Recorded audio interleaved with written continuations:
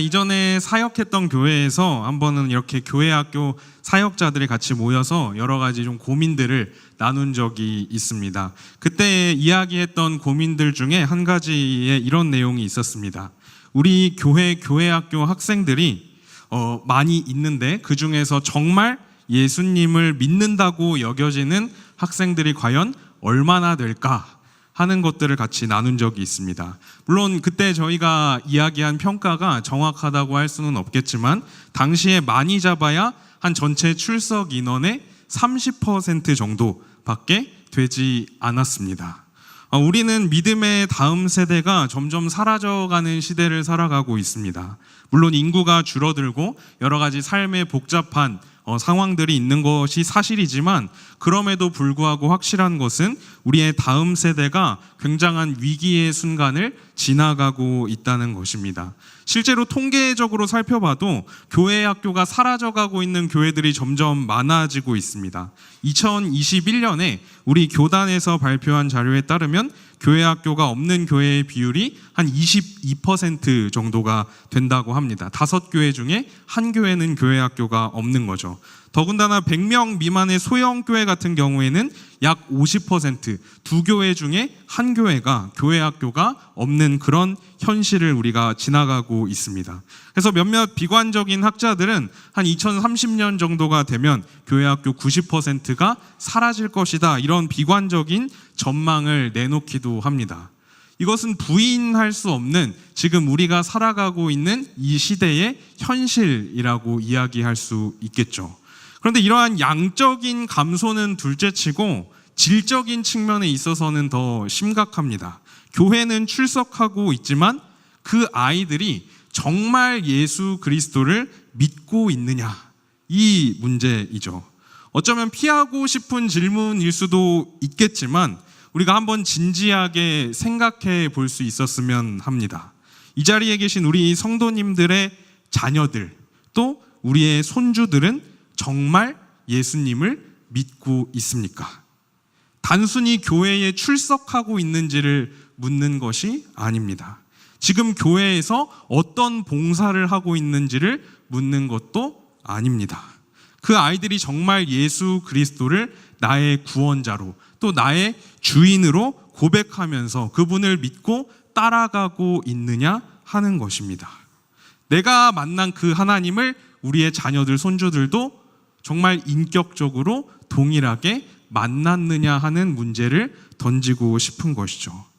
안타깝게도 그렇지 못한 경우들이 너무나 많이 있습니다. 그래서 어쩌면 지금도 그것이 우리의 가장 간절한 기도의 제목이기도 합니다. 이것을 위해서 여러모로 애쓰고 계신 우리 성도님들, 또 부모님들도 계신 줄로 압니다. 저는 오늘 이 말씀을 통해서 우리가 이 문제를 한번 진지하게 고민하는 시간이 되기를 원합니다. 왜냐하면 이 문제는 우리에게, 또 우리의 자녀들에게, 우리의 교회에도 너무나 중요한 문제이고 결코 우리가 놓쳐서는 안 되는 굉장히 심각한 문제이기 때문입니다. 오늘 본문을 보면 엘리의 아들들에서 이렇게 평가하고 있습니다. 엘리의 아들들은 행실이 나빠 여호와를 알지 못하더라. 이것을 원문의 의미를 조금 더 살려서 읽어보면 이렇게 읽을 수 있습니다. 엘리의 아들들은 여호와를 알지 못하는 악한 아들들이다. 여기서 이 악하다라는 말이 어떤 의미가 있냐면 쓸모없다, 가치 없다, 이런 의미를 가지고 있습니다. 그러니까 조금 더 의미가 와닿게 표현하면 이렇게 표현할 수 있겠죠. 엘리의 아들들은 여호와를 알지 못하는 쓸모없는 아들들이다. 이것이 성경의 평가입니다. 왜 그들이 쓸모없는 아들들입니까? 여호와를 알지 못했기 때문에. 만약 너무나 사랑스러운 우리의 자녀들이, 또 우리의 손주들이, 우리의 다음 세대가 여호와를 알지 못하고 그렇게 인생을 마치게 된다면 그 인생은 쓸모없는, 가치 없는 것과 마찬가지다라고 성경은 말씀하고 있습니다. 너무 심하게 말씀하시는 거 아닙니까? 성경이 그렇게 평가하고 있다는 거죠. 하나님을 알지 못하는 인생은 결국에 그 인생의 목적을 알지 못하는 인생입니다. 그리고 그 인생의 목적을 알지 못하기 때문에 사실 자신이 존재하는 그 목적과는 전혀 상관없는 삶을 살아갈 수밖에 없습니다.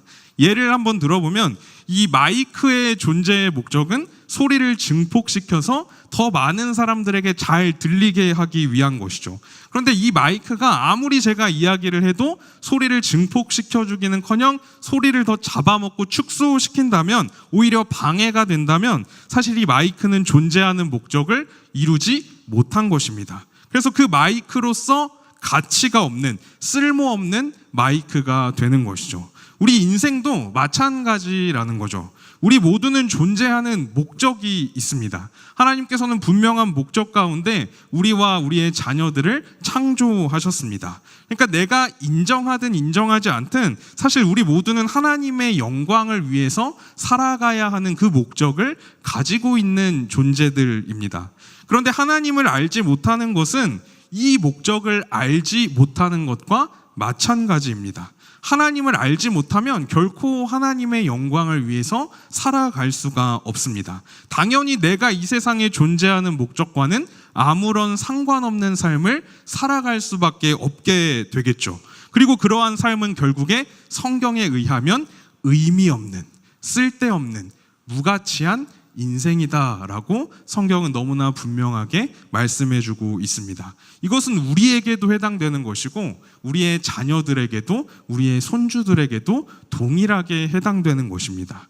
하나님을 알지 못하는 자녀는 하나님을 거스르며 살아갈 수밖에 없습니다. 실제로 12절 이후에 등장하는 내용을 살펴보면 엘리의 아들들이 하나님 앞에서 얼마나 가증한 짓을 저지르는지가 너무나 분명하게 기록되어 있습니다. 이들은 제사의 규례를 가볍게 여기고 거침없이 그것을 어깁니다. 하나님께 드릴 제물을 탈취하고 음행을 일삼으며 하나님을 모독합니다. 그러한 일들을 행하면서도 그들은 하나님을 전혀 두려워하지 않죠. 오히려 거침없이 대범하게 하나님 앞에서 대놓고 악행을 저지르고 있는 모습을 성경은 기록하고 있습니다. 이것이 하나님을 알지 못하는 이들이 저지르게 되는 죄라고 할 수가 있습니다. 그런데 한 가지 충격적인 사실은 이러한 끔찍한 죄를 저지른 이들이 바로 엘리의 아들들이었다라고 성경은 기록하고 있다는 거죠.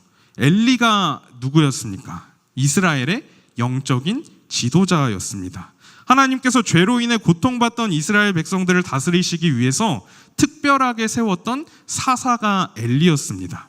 엘리는 하나님의 음성을 듣던 자였습니다. 제사장 가문으로서 하나님께 특별하게 쓰임을 받았던 사람이 엘리입니다. 그의 집안은 믿음의 가문이었습니다. 그런데 성경은 무엇을 말씀하고 있습니까? 바로 그 엘리의 아들들이 여호와를 알지 못했다라고 기록을 합니다. 엘리의 아들들이 자라면서 그 아버지가 드리는 제사의 현장에 얼마나 많이 참여했겠습니까?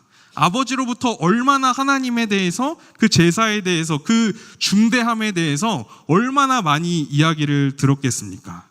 하지만 그들은 하나님을 알지 못했습니다.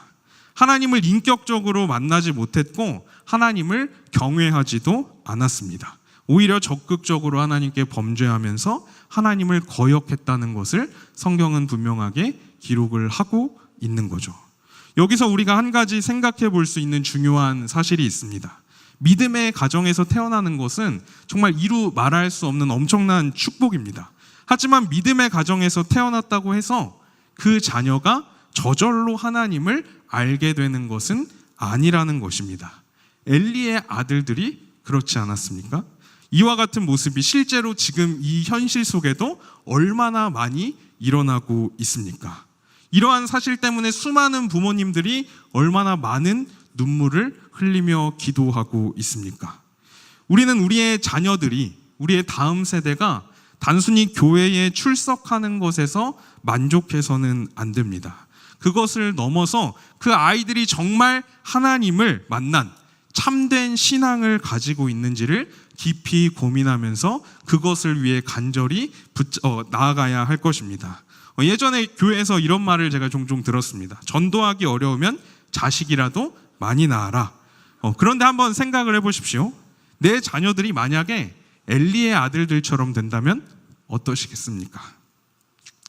차라리 자녀를 낳지 않는 것이 더 나을 것입니다. 자녀를 낳기만 한다고 그들이 다 진짜 성도가 되고 믿음의 사람으로 세워지는 것은 아닙니다. 그 아이들을 신앙적으로 양육하지 못한다면 그들도 얼마든지 엘리의 아들들처럼 될 수 있다는 사실을 우리가 기억해야 합니다. 그리고 경각심을 가지고 우리의 자녀들을 대하고 우리의 다음 세대들을 세워가야 할 것입니다. 그냥 건강하게만 자라다오 이게 아니라는 거예요. 그 아이들이 참된 그 신앙을 가진 믿음의 사람으로 세워지는 것이 더 중요한 문제입니다. 엘리는 분명히 하나님의 음성을 듣던 신령한 사람이었습니다. 그런데 그런 엘리도 이 자녀 양육의 영역에 있어서는 실패했습니다. 이 사실이 우리에게 가르쳐주는 것이 무엇입니까? 우리 중 누구라도 이와 동일한 일을 겪을 수 있다는 것이죠. 목사도, 장로도, 집사도 아무리 탁월한 영성을 가진 사람이라고 해도 신앙적인 양육에서 넘어질 수 있다는 것입니다. 지금은 돌아가셨지만 한국 교회의 역사 속에서 기라성과 같은 정말 위대한 목사님들이 많이 계셨습니다. 자신의 목숨을 걸고 그 사역에 충성하셨고 온 힘을 다해서 교회를 섬기시는 그 모습이 사실 지금도 많은 목회자들에게 귀감이 되고 있기도 합니다. 그런데 그런 분들의 자녀들 가운데에는 지금 신앙과는 거리가 먼 삶을 살아가고 있는 분들도 적지 않게 있는 것을 발견할 수가 있습니다. 저는 고등학생 때 기독교 학교를 다녔습니다. 당시에 한 반의 50% 정도는 교회를 다니는 친구들이었습니다. 그런데 그 중에 70%는 지금은 신앙생활을 하지 않습니다. 특별히 제가 이제 기숙사에 살았는데 한 방에서 14명이 생활을 했습니다. 그리고 그 중에 7명은 목사님의 아들이었습니다. 그런데 그 중에 절반은 지금 신앙생활을 하지 않고 있습니다. 혹시 나는 다윗보다 더 강한 믿음과 영성을 가졌다라고 생각하시는 분이 계십니까? 다윗은 하나님의 마음에 합한 자라는 놀라운 평가를 받은 믿음의 사람이었습니다. 그런데 그런 다윗도 자녀를 신앙으로 양육하는 일에서 미끄러지기도 했습니다. 이 엘리 역시도 그랬던 거죠. 우리 역시 그럴 수 있다는 것입니다.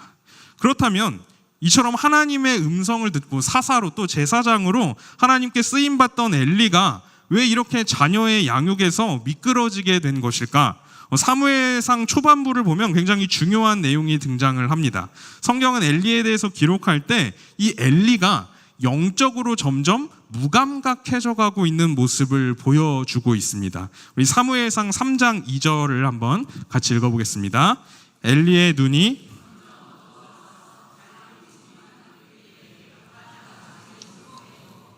성경은 엘리의 눈이 점점 어두워가서 잘 보지 못했다 말씀하고 있죠. 이것은 단지 나이가 많이 들어서 눈이 잘 안 보이게 됐다는 의미가 아닙니다.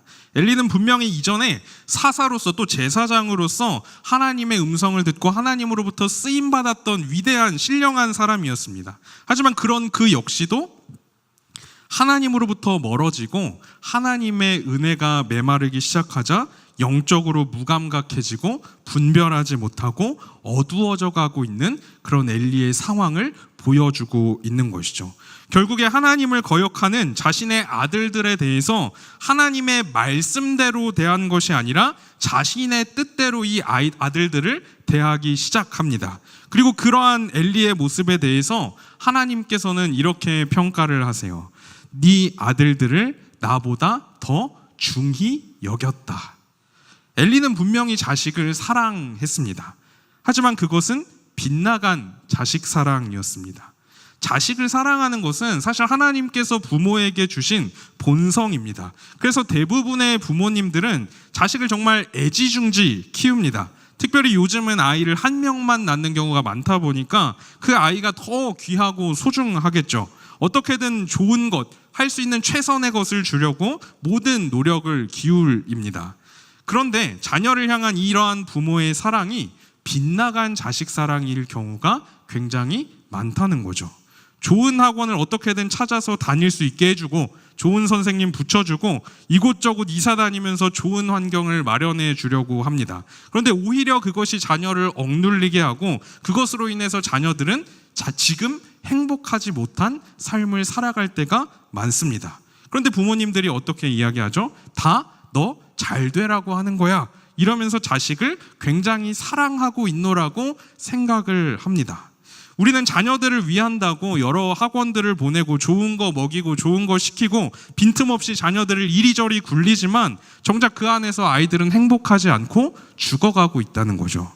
진짜 문제는 뭐냐면 그리스도인 부모 밑에 있는 자녀들도 이와 별반 다르지 않다는 겁니다. 말로는 하나님이 제일 중요하다. 신앙이 먼저다. 이렇게 이야기합니다.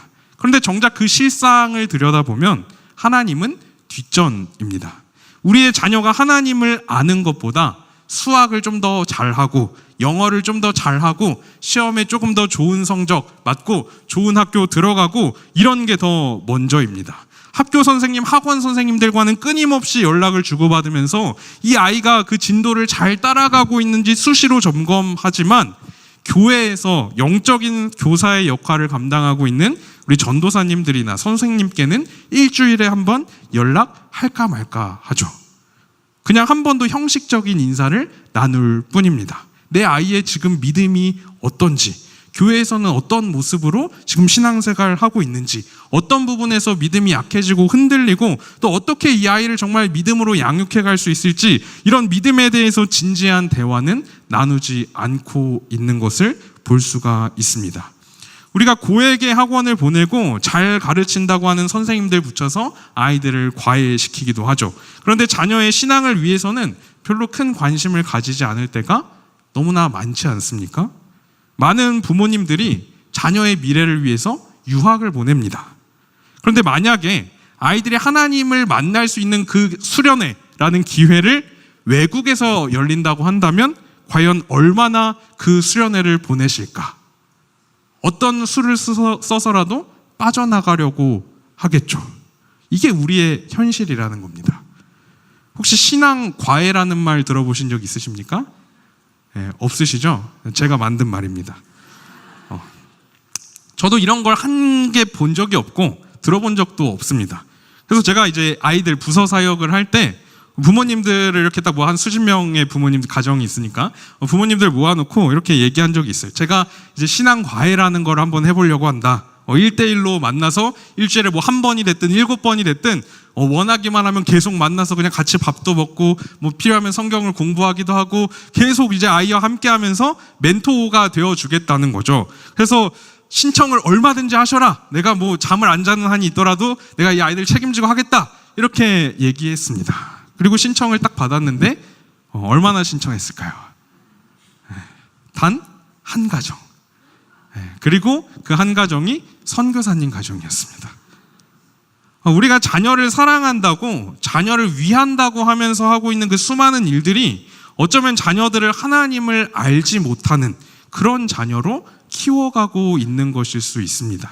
우리가 정말 자녀를 사랑하고 우리의 다음 세대가 잘 되기를 원한다고 하면 다른 그 어떤 무엇보다 우리의 자녀가 하나님을 만나는 일에 모든 관심과 노력과 헌신을 기울여야 하지 않겠습니까?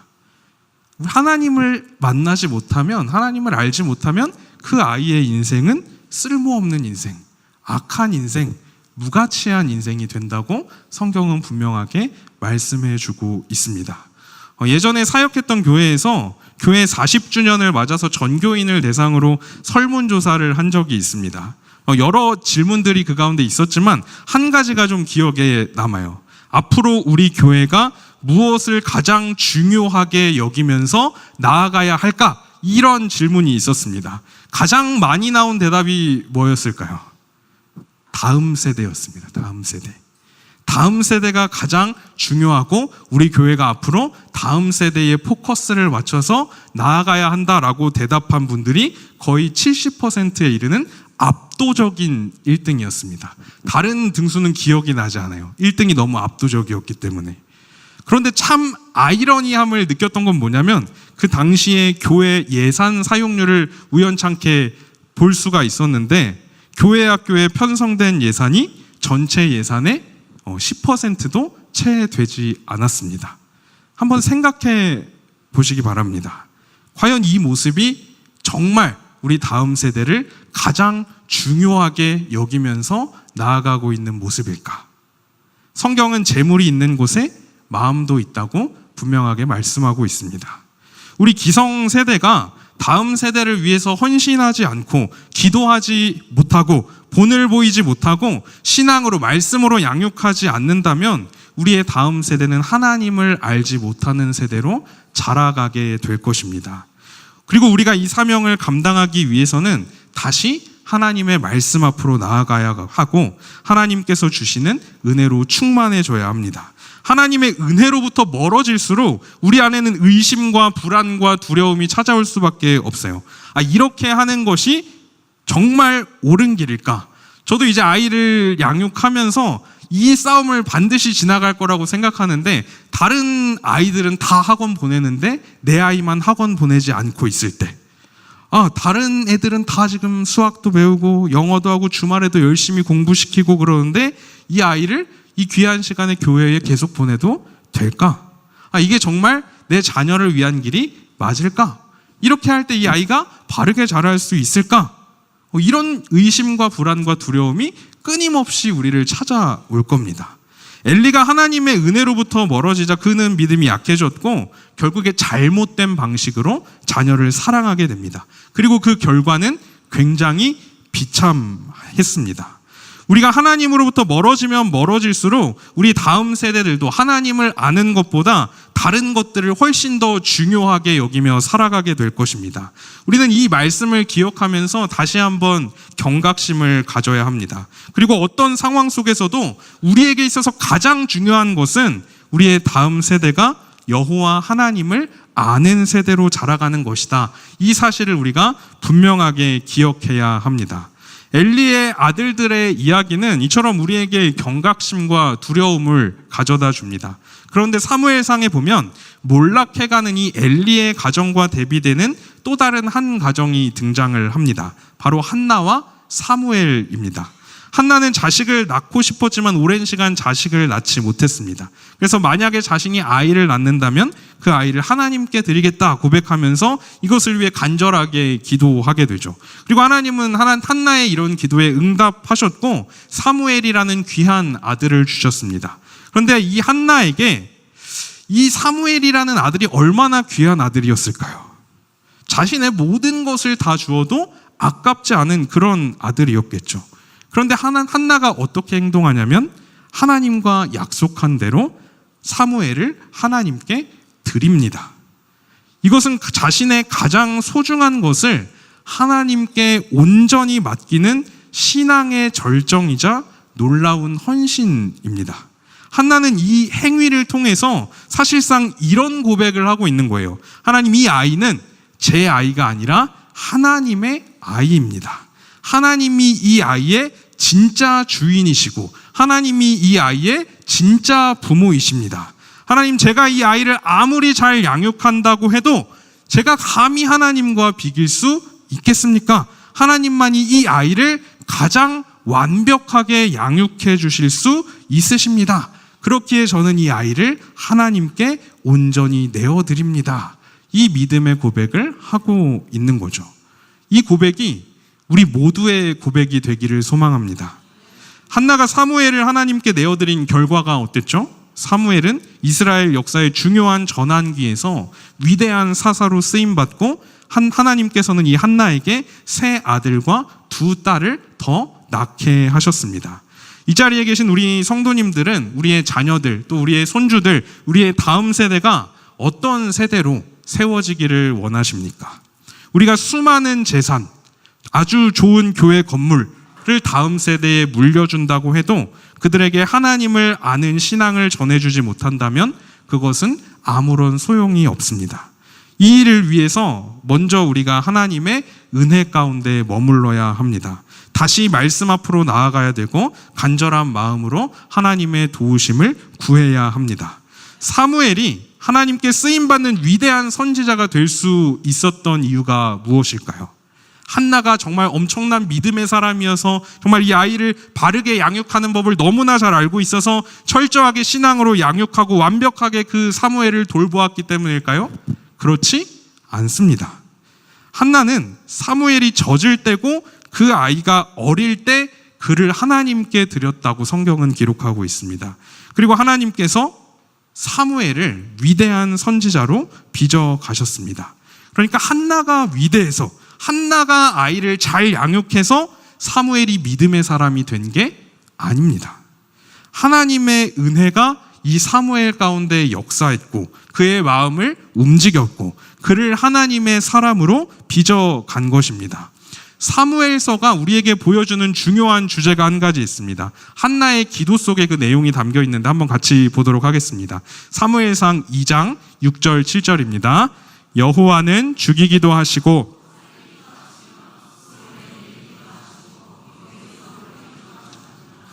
여호와는 가난하게도 하시고 부하게도 하시며 낮추기도 하시고 높이기도 하시는도다. 아멘. 엘리의 가문이 몰락하고 사무엘이 세워집니다. 또 사무엘서에 보면 사울이 몰락하고 다윗이 세워집니다. 이 이야기들 속에서 지금 이 한나의 고백 속에 나타난 주제가 너무나 선명하게 나타나죠. 엘리나 사울이 부족해서 몰락한 것이 아닙니다.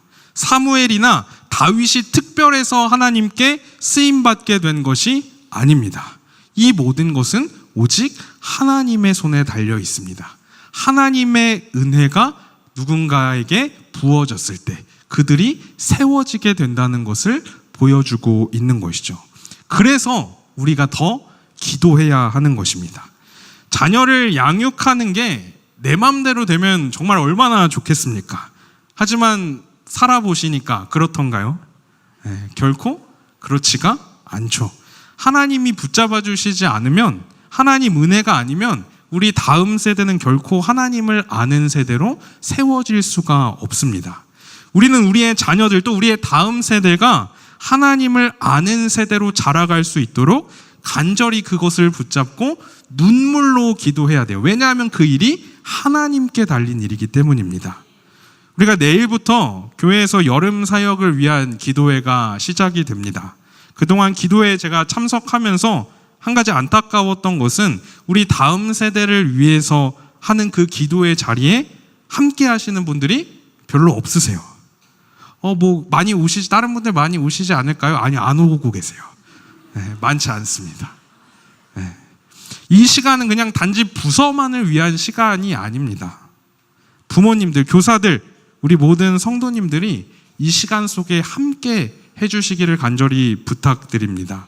기도하지 않으면 우리 아이들은 절대로 변할 수가 없습니다. 그것이 전적으로 하나님께 달려있기 때문에. 그래서 이것은 그냥 부서만을 위한 시간이 아니라 우리의 다음 세대를 살리기 위한 헌신이고 희생이고 눈물이고 하나님을 의지하는 일이라는 것을 기억하고 함께 기도하는 그 자리에 동참해 주시기를 간절히 부탁드립니다. 기도는 의뢰 1년에 한 번 하는 그런 행사가 아니라 목숨 걸고 하나님 의지하는 겁니다. 그래서 이런 마음을 가지고 우리가 우리 아이들을 위해서 기도했으면 좋겠어요. 하나님, 이번이 아니면 이 아이 죽습니다. 하나님 알지 못하는 인생이 얼마나 비참한 인생인지 알려주시고 이 시간 통해서 이 아이 찾아가 주시고 만나 주십시오. 아니면 내가 죽습니다. 이런 간절한 마음 가지고 아이들을 위해서 우리가 함께 기도할 수 있었으면 좋겠습니다. 이 간절함이 우리 안에 회복되기를 소망합니다. 이 자리에 계신 분들 중에는 내 자녀는 이제 다 키워서 나하고는 별로 상관없는 이야기야, 이렇게 생각하시는 분들이 계실지도 모르겠습니다. 하지만 우리의 다음 세대들이 이 시간을 통해서, 이 기회를 통해서 하나님을 아는 그 믿음을 갖지 못하고 신앙으로 세워지지 않는다면, 하나님을 알지 못하는 자들이 된다면 20, 30년 후에 우리 교회는 더 이상 이 자리에 없을지도 모릅니다. 성경은 믿음의 공동체 전체가 다음 세대를 세우는 사명을 맡았다고 가르쳐주고 있습니다. 우리의 기도, 또 우리의 격려, 우리가 먼저 신앙의 본을 보이는 그러한 삶이 우리 아이들에게 많은 영향을 미칩니다. 자녀가 없으시거나 자녀를 다 키우신 분들도 영적인 가족인 이 교회 안에서 사실 영적인 부모입니다. 우리의 다음 세대에게 더 많은 관심을 가져주시고 또 기도의 자리에 동참해 주시고 또 때로는 물질로도 후원해 주시고 한 영혼이 정말 하나님을 아는 세대로 자라갈 수 있도록 헌신할 수 있는 우리 모두가 되기를 소망합니다. 하나님께서는 우리를 위해서 가장 귀한 그 유일한 아들을 기꺼이 내어주셨습니다. 그렇다면 우리도 우리의 가장 소중한 그 아이들을 하나님께 맡겨드려야 하지 않겠습니까? 근데 그렇게 하려고 할 때마다 우리 마음에 불안이 찾아올 거예요. 하나님께 맡겨드리면 하나님이 정말 이 아이 책임져 주실까? 이 아이 정말 제대로 살 수 있을까? 이 세상, 이 악한 세상 헤쳐나갈 수 있을까? 근데 한 가지 기억하시기 바랍니다. 하나님은 우리보다 훨씬 더 완전한 부모이십니다. 우리보다 훨씬 더 지혜로우십니다. 그분의 지혜, 그분의 은혜, 그분의 능력이 우리의 아이들을 붙잡는다면 우리가 부모가 되는 것보다 훨씬 더 나은 방향으로 우리 아이들이 자라가고 세워지게 될 것입니다.